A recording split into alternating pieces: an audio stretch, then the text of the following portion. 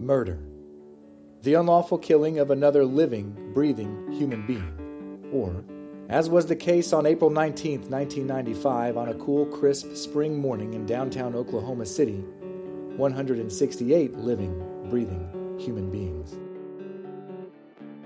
On this season of A Murderous Design, we'll study what may be the largest circumstantial evidence trial ever heard in an American courtroom, the United States of America versus Timothy James McVeigh. Based on the authentic trial transcripts and interviews with those who tried the case, we will uncover the author responsible for the formation and execution of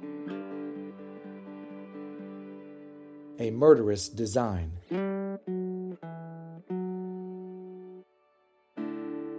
I'm Brandon Birmingham. This is Timothy James McVeigh versus the USA.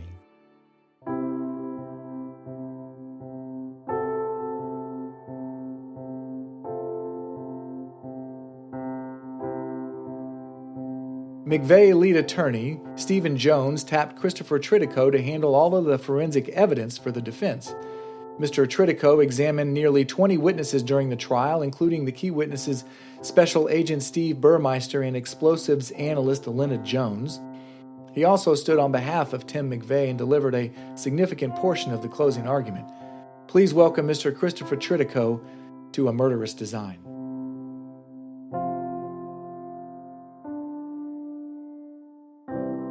Let's just start with this. How did you become involved, a lawyer from Houston, get involved in this case?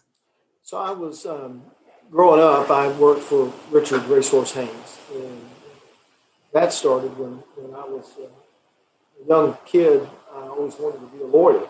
From the age of 7, I wanted to be a lawyer. And my dad grew up here in Houston, and he and Richard Haynes grew up together, and they were friends. So when I was in high school, he ran into Richard at a Reagan High School reunion and told him I wanted to be a lawyer. I was a senior in high school. And he said, well, send him by, I'll give him a job. And Haynes was trying to, in the middle of the last Cullen Davis trial. And I went by his office and he said, well, when you graduate, come by, you got a job. And so 2 days after I got out of high school, I was working for Richard Racehorse Haynes, the most famous criminal defense attorney in the country. I was 18 years old working at this law firm.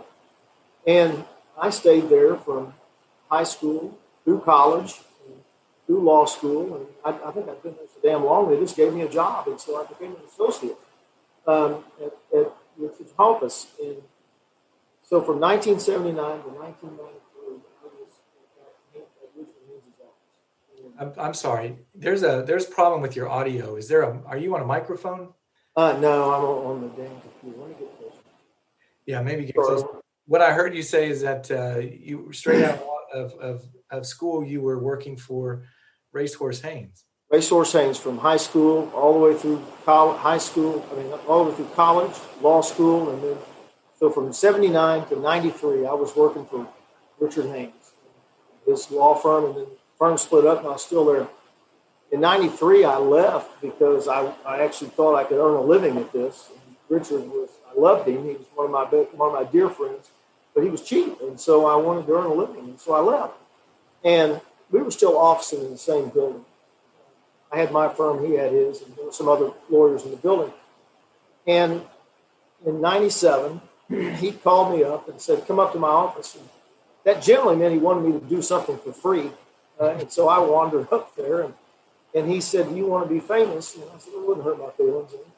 And I was already doing some high-profile cases, but he said, well, Stephen Jones called me. And he's Tim Mcveigh's lawyer, and he asked me to recommend a trial lawyer, and I'm going to recommend you. And I said, okay, I'll take that. And he said, well, hold on. You need to talk to Debbie. That's my wife. I said, she'll be fine. Call him back, tell him I'll take it. And he said, okay, but I think you need to talk to her. And I said, I'll tell her when I get home. But you call him back and tell him I'll take the job. I didn't want him to talk to anybody else. And sure. So he said, okay, I'll call him. And I went home that night, and I said, here's what I did. We had 3 kids. One 1, 5, and 7, I think they were. And I had just taken this job in Denver, Colorado, or I told her I was up for it. And she said, as I expected, sure, let's do it. And so the next day, Stephen called me and we talked. And he said, can you come to Denver and meet with me? And I said, yeah. And we had just added a partner to our firm, and we had no money. We were broke. And I borrowed the money to fly to Denver and flew up there and met with Stephen. And we talked for hours. Like 3 o'clock in the morning, he said, well, why don't you go to bed, get some sleep, and let's meet for breakfast. And I'm walking out of this hotel room, and Stephen said, I really like you, but I really think that I need to bring on a woman. And I thought, crying out loud, I borrowed this money to fly all the way up here, and you wanted a woman the whole time. And I said, well, that's fine. We'll meet in the morning. So I went to my room, couldn't sleep, thinking I just wasted all this time and effort and money. And we met for breakfast in the morning.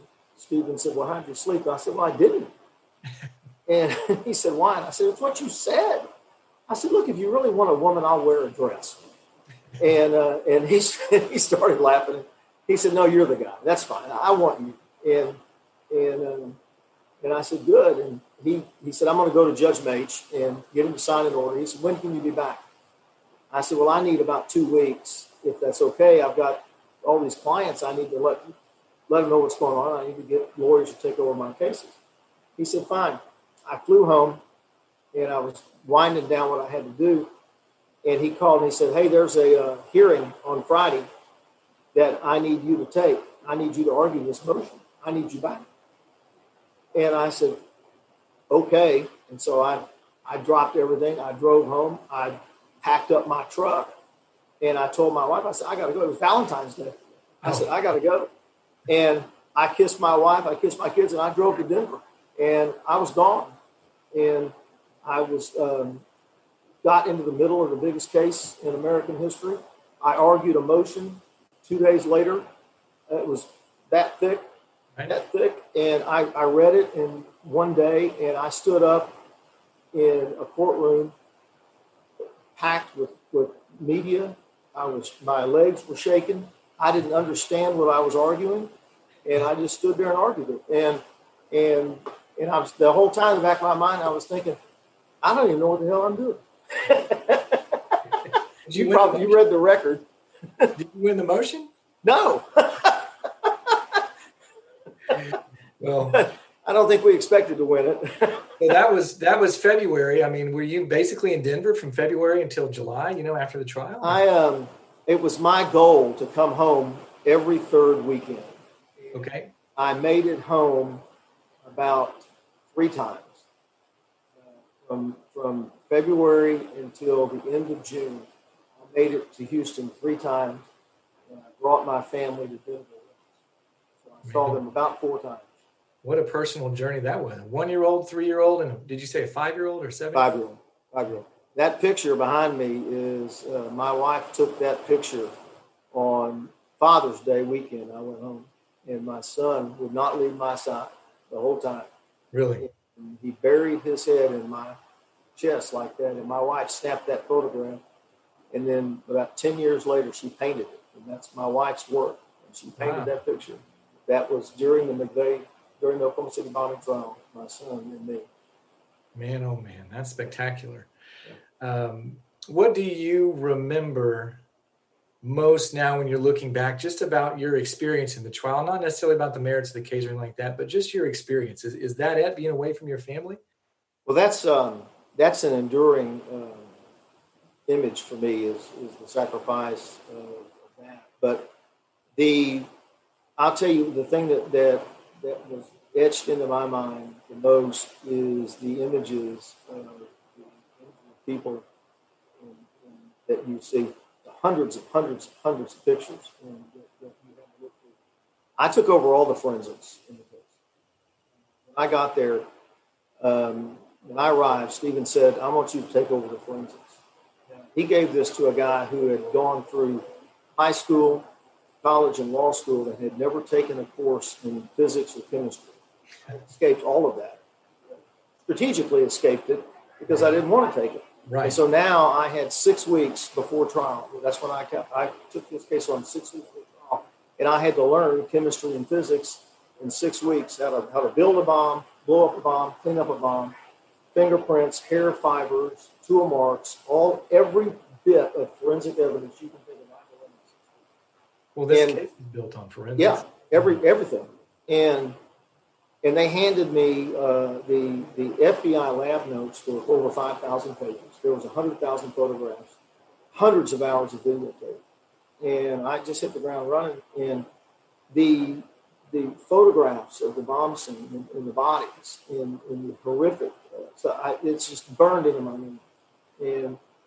And looking at that is something that you will never, ever forget. And when you do what I do for a living, you see this all the time. But that was a scene that you will never forget. And to sit in the courtroom every day, and the government had a good strategy that every time we would be making a really good point, when we finished with that, they would call a victim as a witness. Yeah. And to just ram home the problem, and so that point we made would go away. It just evaporated with the victim impact testimony. And so it was just gut-wrenching every day in court the whole time. I noticed that about the order of their proof, really. Mm-hmm. I couldn't tell if it was it must have been strategic, was my suspicion. That either they bookended things. I didn't know if they had victims ready on the fly just in case, they wanted to stop the momentum, but I could tell that it was interspersed throughout the entire trial. Well, it's a case where they would never run out. Oh, yeah. And so they didn't have to, in a traditional case, you have 1, 2, 3 victims. In a case where you have 168 people that are killed and thousands, so you've got all of those families, and then thousands of injured, or I don't know how many were injured, but all of those, you'll never run out. And so they had the luxury of calling as many as they wanted. So they could do that, and they did it well. Was that and if it wasn't that, what would you say would your biggest hurdle be in defending this case? Evidence or series of evidence? Well, there's going into the case, you've got the President of the United States in a press conference saying, we're going to kill this guy. So you're never overcoming that. You're never going to get past the pure hatred that the entire country had for Tim Mcveigh. I don't remember how many jurors we ordered, but 300 is what I recall in my head, but I can't remember now. It's been so long. Yep. We had, I think, 1,500 called, but I think we went through 300. I just can't remember now. In our questionnaire, one of the questions was, you do a death penalty questionnaire, you always ask the questions about what would you, I can't remember the exact question, what would you not kill, or what would you kill somebody for? And almost wholesale, it was mass murder. You got to ask them, well, what's mass murder? If it's not this, what is it? Yeah, right. And Judge Mace would not strike them for the mass murder question. When they said mass murder, he wouldn't strike them. And so there was several people on the jury who answered that mass murder was something that you would get the death penalty for, and they were on the jury. So we were hamstrung starting out, but it was Tim McVeigh's own act that got that hamstrung us, and we knew that. And quite frankly, Tim knew that.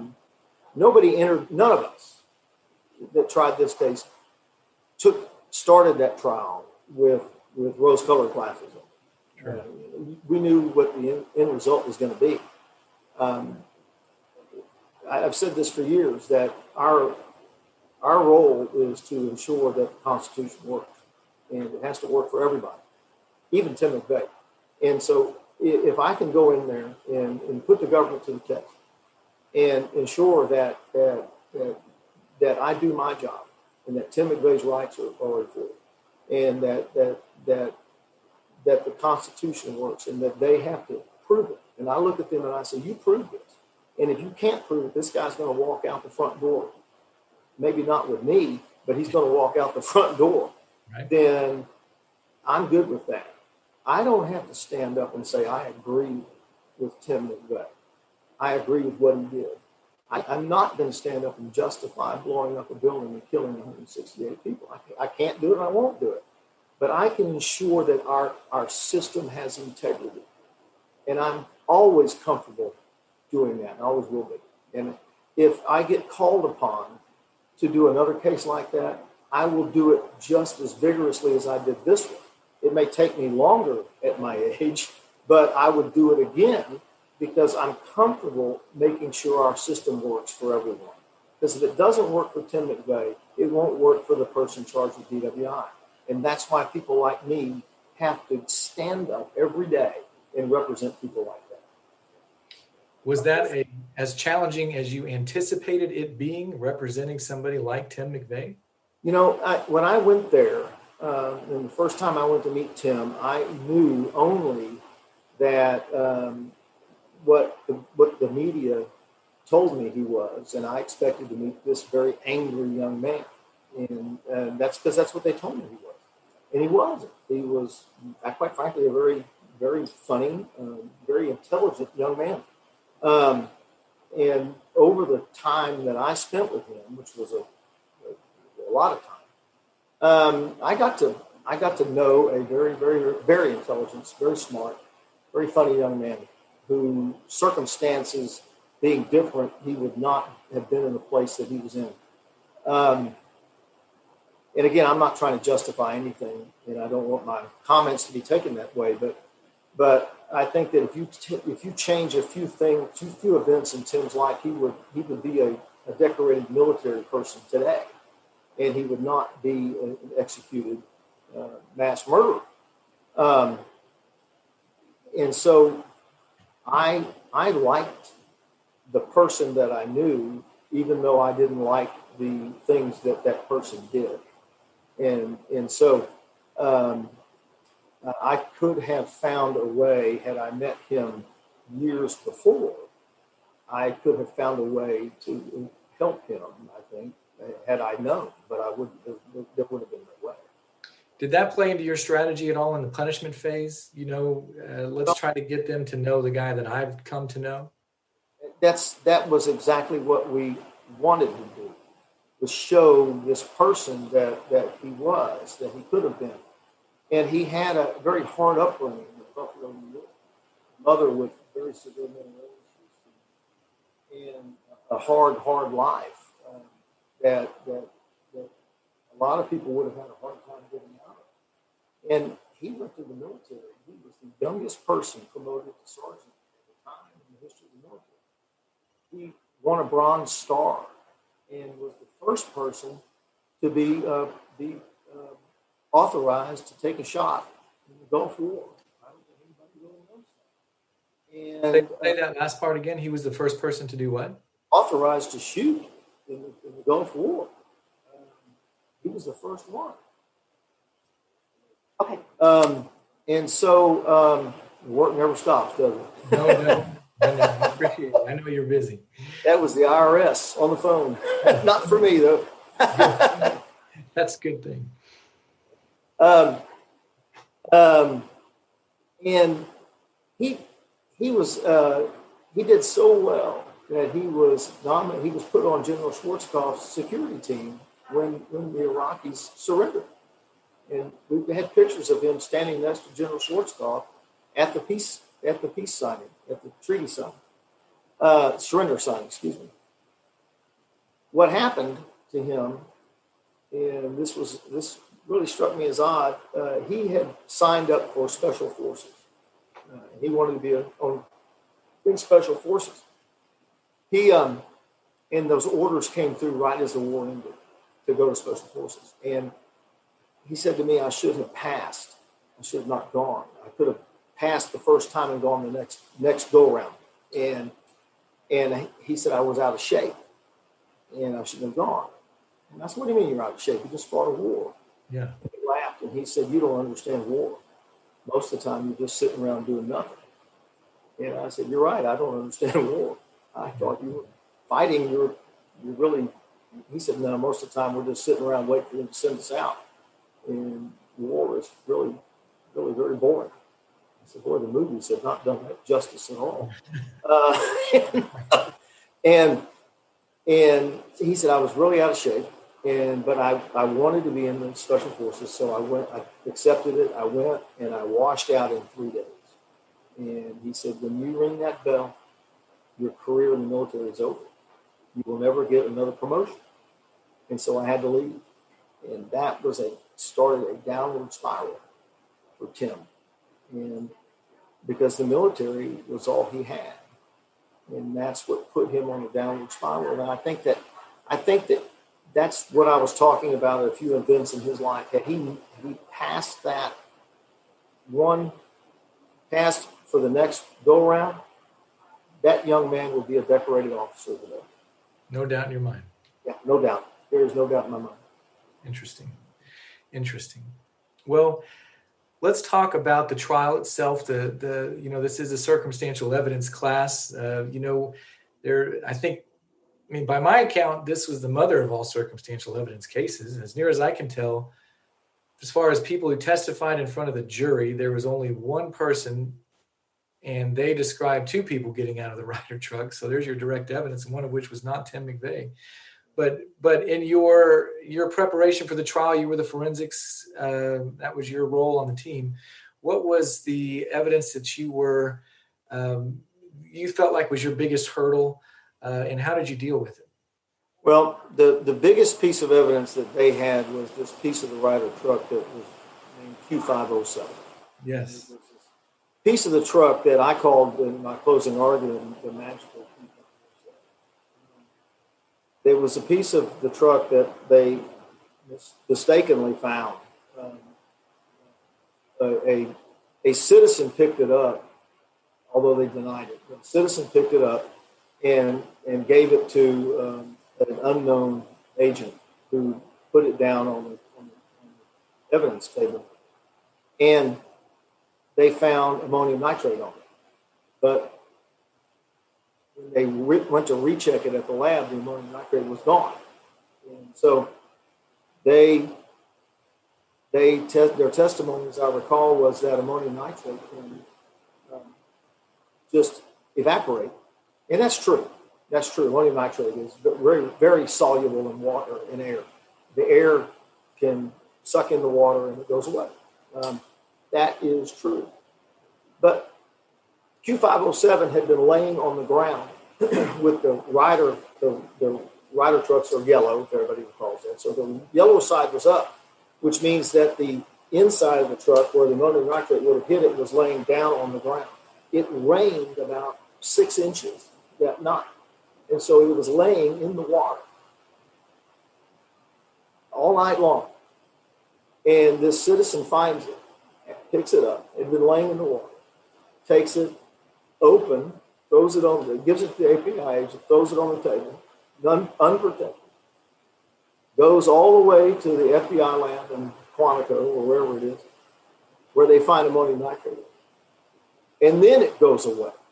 So it didn't evaporate in the water where it should have. It only evaporates later in the FBI lab. That's just impossible. It's just simply impossible, because if it was laying in that water, it would have gone immediately. And it was just never, they were never able to explain that. Yep. Never. And our experts testified that it was physically impossible that happened. But again, in a case like this, the jury just didn't care. Well, the importance of that, first of all, I've not seen it. How big of a piece are we talking about? I've heard it described as 6 inches. 6 inches. Not very big at all. A little bitty piece. And of all the pieces of the Ryder truck, that was the one that had the crystals on it. The only piece they found.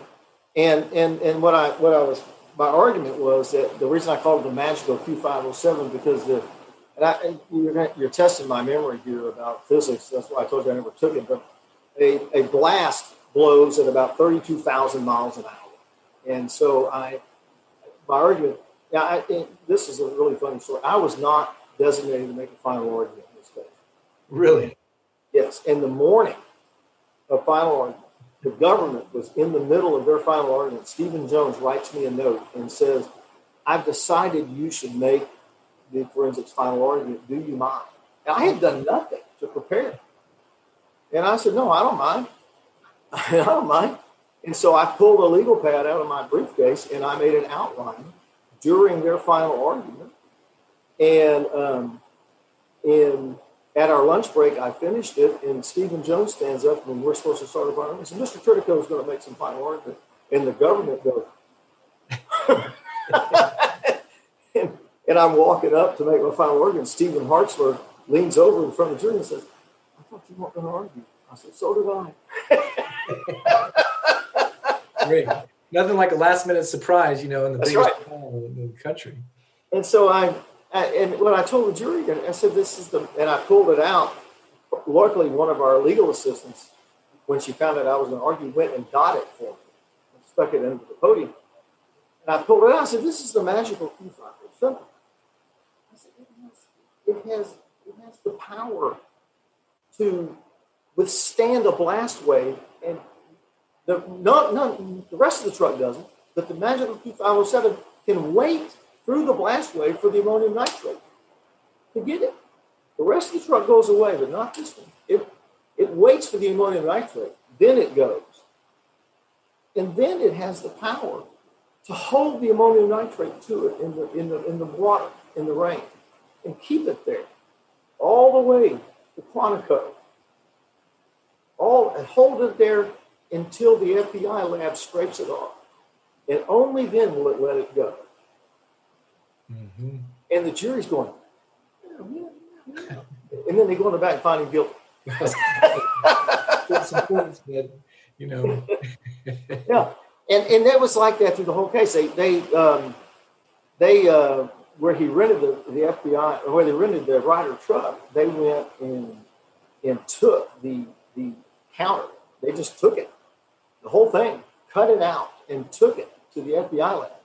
No fingerprints on it, none. Didn't care about that.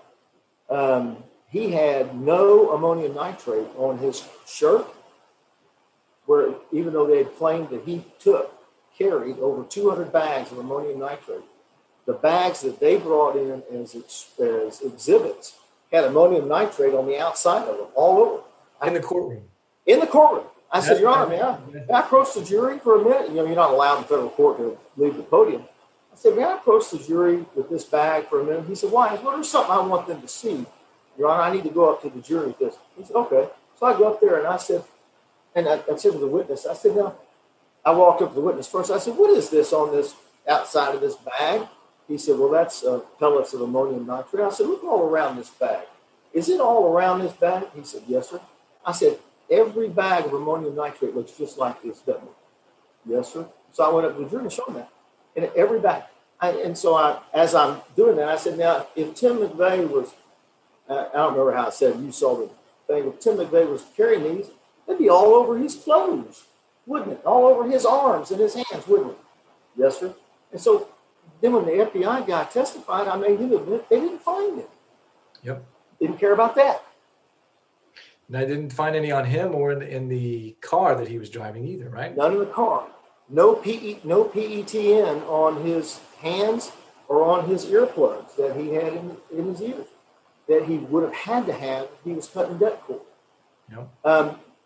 There was, circumstantially, there was nothing that tied him to the building or the detonation of that bomb. Nothing. That's right. And none of that money. Why do you think that was?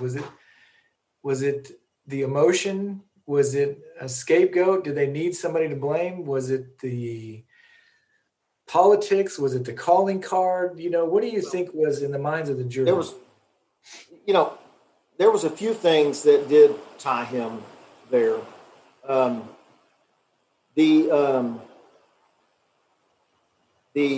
As I recall, it was his name on one form. Right. can't remember what form it was, but there was one form that had his name on it. And that was probably enough in this case for them, to be honest with you, with 168 dead and the complete devastation of downtown. Yeah. And there was 2 videos on the way from Kansas to Oklahoma City that had him in it, or what looked like him. The McDonald's video? One was McDonald's, and I think there was one more. Yeah. I can't remember now. McDonald's for sure. It was interesting for me to read. Well, this whole trial I found to be fascinating, but the calling card, I thought was a fascinating piece because it sort of tied together collecting all the instruments that might have been necessary to either house or build the bomb. Right. It's sort of tied in with the accomplice. You had Fortier and Terry Nichols. Right. They found evidence there and then there was just this barrage of witnesses. They're sort of in the middle where it's kind of like, what was your phone number back on this day? And, that kind of a thing. And how important was the calling card to you? I mean, to me, it was pretty important, but like I said, I don't, quite frankly, I don't remember much about the calling card. Okay. The most fun I had in the whole case was cross-examining that sheriff at the court. Yes. I can tell. I will never forget that guy.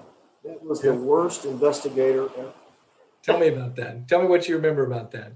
Well, he's the guy who lost the lock and couldn't find it when the FBI wanted it. And he went in and he saw these tire marks on the rock entrance, the gravel entrance. All these, and he had obviously been to a class on taking tire imprints. So he sets it all, and it's a gravel entrance. So he sets it all up. And of course, you're not going to get the tire imprints on the ground. Right. Takes the pictures for the FBI because he's going to show them what a great investigator is. And then he decides to drive around the backside. And it's obvious that's how they got in. And there is a dirt road entrance with where there's mud ruts, and he drives right over it, which is where he would have actually gotten real tire imprints. He drives right over it. And I cross-examined him, and I made him admit he drove over the only evidence that he would have gotten of the tire imprints. And it was so much fun. I don't remember exactly how I did it, but I said, so you took all these, you set it all up, and you got it going straight down. You got to go straight down because if you don't go straight down, you don't get the right tire imprints right. That's right. That's exactly how, that's how you learned it, right? That's how I learned it. And I take him all through that. And the government's gone. And because they knew it was BS because it was on gravel. And I said, now you go around the back side because you knew when they didn't get the lock cut that they didn't come in through the front, right? Yes. So you drove around the back because that's the only way they got in, right? That's right. And you saw they got in through the back, right? That's right. And you drove on in, right? That's right. And when you drove in, what'd you drive over? Well, there was a dirt road, and when you drove over that dirt road, was there mud or what was it? It was a regular road. There was some mud. You drove over that mud. You drove right through it. Yes. Did you stop? No. Did you stop and try to take the tire imprints? Did you take your stuff out, your video and your camera, set it up, try to take the imprints right there before you drove over? No, you just drove right over. That's right, I did. Sir, you destroyed the only evidence of tire marks, the only real evidence of tire marks. You destroyed. You just sat there. And it's that pregnant pause that you wait for your entire career. Right. Because he knows he just screwed up. And he's hoping that you, the lawyer, will say something before he does. And young lawyers can't wait. And they say something, you have to be disciplined enough not to say anything. You just sit there and look at him. And you look, and eventually he goes, yes. That's right, sir. You destroyed the evidence in the case by driving over the ruts. Yes, I did.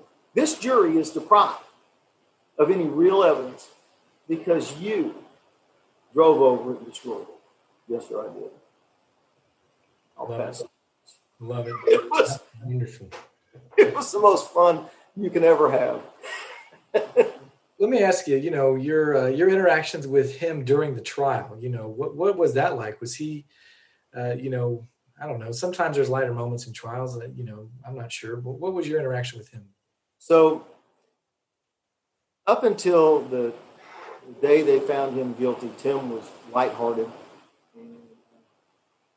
He would actually, when I was cross-examining like that sheriff, or when I was cross-examining Steve Burmeister, Tim was pretty involved. He was writing notes and hand them to one of the lawyers who would hand them to me.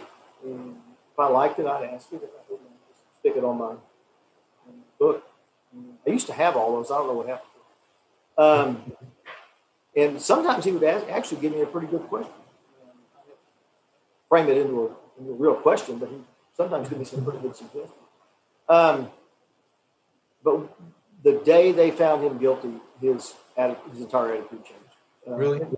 I understand that. I mean, I've never met a defendant that was happy about being found guilty, and especially one that's about to get the death penalty. So, but he was lighthearted through the whole thing. And like I said in the beginning, everybody knew where this was going, and Tim did too. And he knew what was going to happen.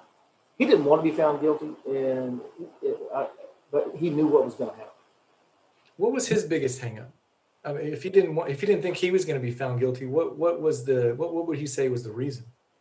Well, I don't mean to say that he didn't think he was going to be found guilty. He knew that he was going to be found guilty, and he knew where this was headed in the beginning.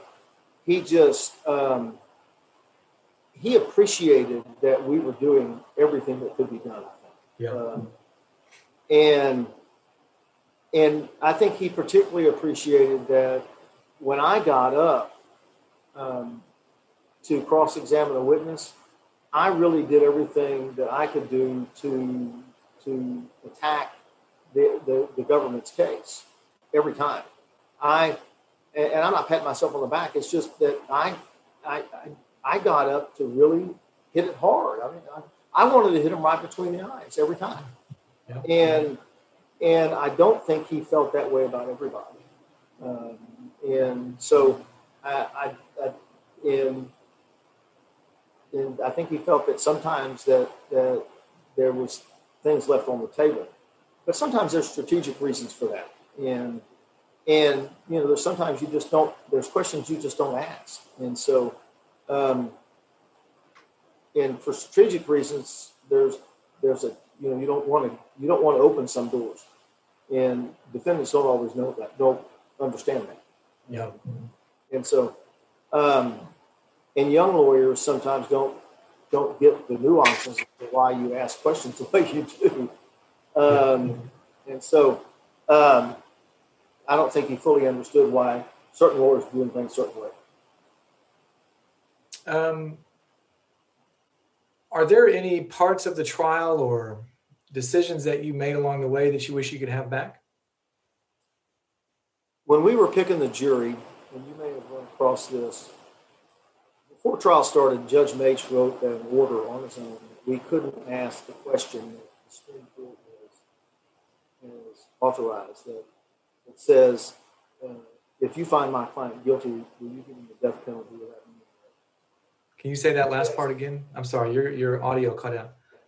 If you find my client guilty, will you give him the death penalty without any other evidence? Okay. The Supreme Court has specifically authorized that question. Excuse me. And Judge Maitch, on his own motion, sent out an order saying we could not ask that question. And we had a meeting among the trial lawyers, and I said, we have to ask that question. We filed a brief on it, and Judge Maitch again said, no, you can't ask it. And I said, we've got to preserve this error, we're going to have to ask that question, or we haven't preserved it. And so I was was the one who said, I'm going to ask it. We got to do it. So I started asking it, and the government would object. No legal basis. They would just object, and the judge would sustain it. And so I did it about 5 or 6 times. And you may have seen this in the record where I asked it, and Judge Maitch, without any objection, said, Mr. Tritico, I have sent out an order ordering you not to ask that question. I've sustained every objection the government has made to it. I want to know why you keep asking it. And now you got to remember, I was 37 years old at the time, and I was brash, and I turned around and looked at him, and he said, I don't know why you keep asking. I turned around and I said, well, Your Honor, because the U.S. Supreme Court said I could. If I could get that sentence back, I thought it was a pretty good answer at 37. At almost 60, it was really not the right answer in the United States District Court in front of a 500 reporters, because he chewed my butt out. In the only way a United States District Judge can, he let me have it. And I just stood there and listened. I didn't say anything. I didn't defend myself. I just stood there. And when he finished, I said, may I proceed? That's all I could say. Yeah. And he got a little bit of a crook of a smile. He said, yes, you may. And I turned around to that juror, and my legs were jello. And I asked him one more question. And I said, I thank you, sir. I'll pass the witness. We're certainly not going to keep that juror now. Right. Thank you, sir. I'll pass the witness. I sat down, and Stephen Jones wrote me a note and said, that was the bravest thing I've ever seen in my life. And I won't tell you what I wrote back. Oh, that's wonderful. Let me think. There is. I'll ask you 2 more questions. The first one is when the verdict came. The verdict came. The punishment verdict came. What was the reaction from him? What do you recall that like? Well, so this was, oddly enough, this was the first death penalty case I ever tried. And so I was a little more upset than I thought I would be. But it's very hard and very sobering to stand next to somebody. Say that again. I'm sorry, you cut out. It is very hard and very sobering to stand next to somebody. And the judge says, I sentence you to death. It gets you. And so I was a little upset. Tim had his, and he said to me before that day when it was starting, he said, I'm going to have my military face on. And he said, so don't expect anything from me. And he did. He had that he called it his military face, but he was stoic. He stood up. Judge said it, and he walked out. And I didn't expect much more out of him. I don't. The media wrote it up that he showed no remorse. He showed what I think most men would have done at that time. The media expects you to fall over like in a movie and cry and wail and holler. Men don't do that. They do exactly what Tim did. They just get a stiff upper lip and they walk. Yeah. That's what Tim did. But it was a very, very sobering moment. When you're standing there and the judge says, I sentence you to death. It's years later, I represented another guy who told me, I want you to come to my execution. If you don't come, nobody will be there for me. And I went, and it was the hardest thing I've ever done. And sure. It actually caused me to stop taking court-appointed capitals. I just can't watch that. And so it's the most gruesome thing I've ever been involved in. So those 2 events, standing next to somebody when the judge says that, it's haunting.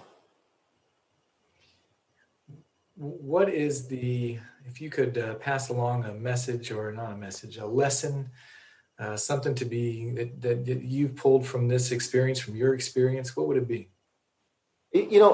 For me, it's the thing that galvanized my view in what we do as criminal defense attorneys, in our role in protecting the Constitution. I knew before I did this case how important it was what we do. It wasn't until I finished this case that I realized just how important our role is. It's one thing to stand up in the courtroom and cite the Constitution. It's another thing to believe in what you do and understand that you are the person standing between a constitutional infringement and your client, and how important that role is. In that there are people in prison today, and there are people executed today because their lawyer didn't take that role as seriously as they should have, and don't understand the basic tenets of what our Constitution stands for and what it means. And if you can't take the time to learn what it means, or don't care to learn what it means, you shouldn't be doing this. This is the most important thing we have, and it's that important. And if you're not going to do it, and you're going to let people go to prison because you don't care enough to learn the facts or the law, then get out, because it's that important. Thank you once more to Mr. Tritico for sharing his story with us. Currently, he is the named partner at Tritico Rainey, PLLC in Houston, Texas.